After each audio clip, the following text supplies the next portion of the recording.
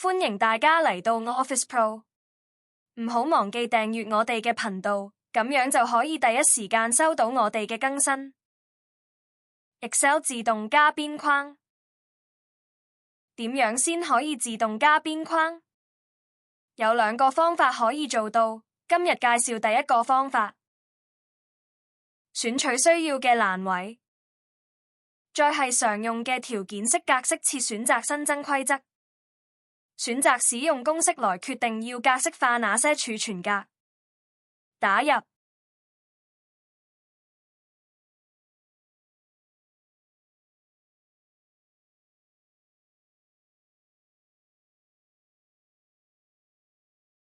係格式點選需要設定的格式。